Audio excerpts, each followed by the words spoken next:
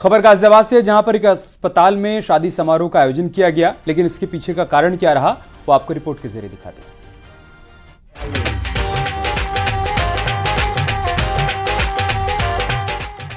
अस्पताल के अंदर दूल्हा दुल्हन एक दूसरे को माला पहना रहे हैं। दूल्हा दुल्हन की मांग में सिंदूर भर रहा है। नाते रिश्तेदारों के बीच दोनों शादी के बंधन में बंध गए, लेकिन शादी तो मैरिज हॉल में होती है, तो अस्पताल में शादी की क्या जरूरत पड़ गई, जहां एक हॉल को ही मंडप बना दिया गया। अस्पताल में हुई इस शादी की वजह भी सामने आ गई है। शेरवानी में जो दूल्हा दिख रहा है, दरअसल वो दिल्ली के कोंडली इलाके का रहने वाला है। अविनाश की शादी फरीदाबाद की अनुराधा से तय हुई। शादी की तारीख 27 नवंबर तय हुई थी। दोनों पक्षों ने शादी की खूब तैयारियां भी की। शादी के मौके पर जमकर खरीदारी भी की। लड़की पक्ष ने पलवल में बैंक्वेट हॉल भी बुक करा दिया था, लेकिन इससे पहले कि शादी होती, एक विघ्न बाधा आ गई। शादी से ठीक 4 दिन पहले अविनाश को बुखार आ गया।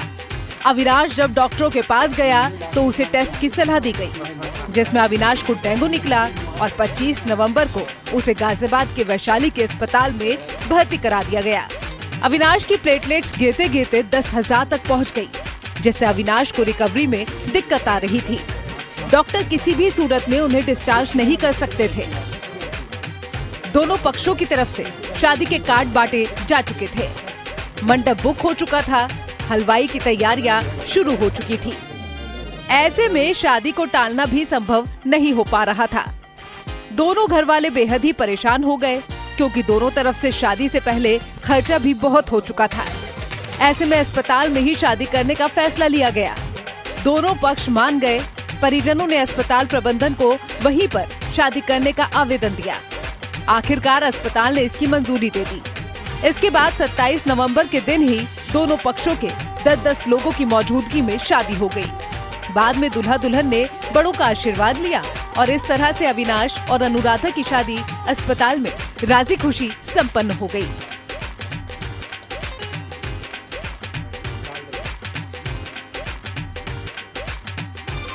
गाजियाबाद से न्यूज़ 18 के लिए अमित राणा की रिपोर्ट।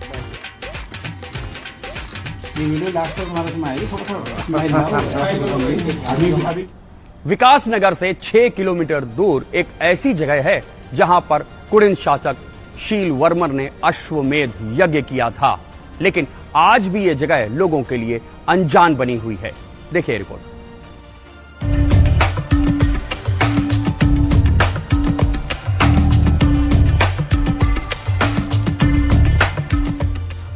इतिहास में राजा शील वर्मन को बहुत कम लोग ही जानते हैं।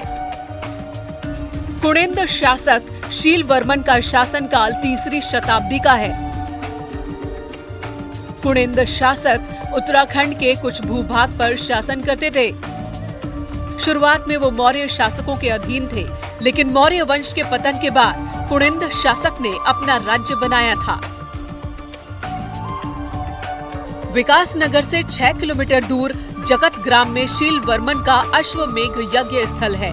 एएसआई ने साल 1952 से 1954 तक यहाँ पर उत्खनन कराया था, जिसमें ये यज्ञ स्थल प्रकाश में आया। उत्खनन में ईंटों से निर्मित संरचनाओं के अवशेष प्राप्त हुए, जिसे उड़ते हुए गरुड़ के आकार की वेदिका के रूप में चिन्हित किया गया है। माना जाता है कि शील वर्मन ने 4 अश्वमेघ यज्ञ किए थे, जिसमें से 3 जगत ग्राम और 1 पुरोला में किया था।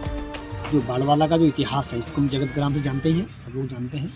3 अश्वमेघ वेदिकाएं वहाँ मिली है, लेकिन ये अपूर्ण है। यहाँ 4, 5, 6, 7 होनी चाहिए। हम जब सैंसपुर के राजावाला से चलते हैं, ये पूरी जो बेल्ट है, ये यज्ञ क्षेत्र की बेल्ट है।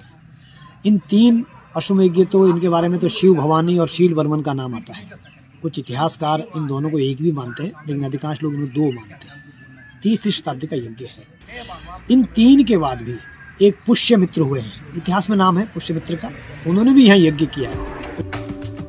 ऐतिहासिक रूप से जौनसार बाबर अत्यंत समृद्धशाली है। जगत ग्राम स्थित यज्ञ वेदिकाओं में करीब 1700 साल पहले अश्वमेघ यज्ञ किया गया था, लेकिन आज भी ये जगह इतिहास के अनछुए पहलुओं में ही सिमट कर रह गई। हालात तो ये हैं कि यहाँ तक पहुँचने के लिए एक रास्ता आज तक नहीं बनाया जा सका है। अत्यंत दुर्भाग्यपूर्ण स्थिति है। अश्वमेध यज्ञ जो भारतीय पुरातत्व सर्वेक्षण विभाग के अधीन है, वहां जाने का रास्ता बहुत निकट है। महीने में 2 या 3 बार वहां जाता हूं। बाहर से लोग आते हैं, क्योंकि मेरा एक संबंध लोगों से रहते हैं, तो मैं उनको वहां ले जाता हूं। परंतु उस रास्ते का अभी तक समाधान नहीं हो पाया। हो सकता है कोई प्राइवेट लैंड होगी। इसी जगह से ठीक 3 किलोमीटर की दूरी पर कालसी है, जहां मौर्य सम्राट अशोक का शिलालेख मिला है। शील वर्मन से पहले शुंग शासक पुष्यमित्र शुंग द्वारा अश्वमेध यज्ञ किए जाने का उल्लेख मिलता है। लेकिन दुर्भाग्य की बात यह है कि इस महान शासक के बारे में इतिहास में भी ज्यादा कुछ नहीं लिखा है और उनके द्वारा कराए गए अश्वमेध यज्ञ स्थल की भी ज्यादा सुध नहीं ली गई। न्यूज़ 18 के लिए विकासनगर से कुलदीप चौहान की रिपोर्ट।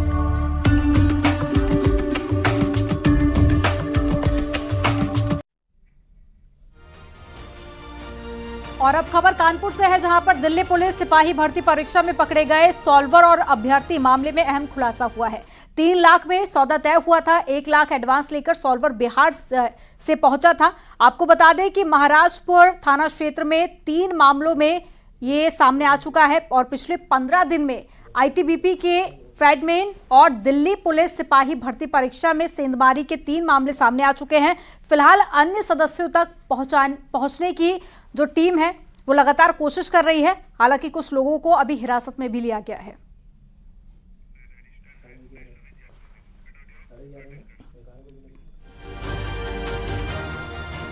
और खबर बदायूं से, जहां पर गर्म रोटी नहीं मिलने से बौखलाए बारातियों ने हलवाई पर खौलता हुआ तेल डाल दिया, जिससे हलवाई झुलस गया। आनंद फानन में अस्पताल में उसको भर्ती कराया गया, जहां उसकी हालत गंभीर बनी हुई है। आरोपी दूल्हे के परिवार पर आरोप लगा है।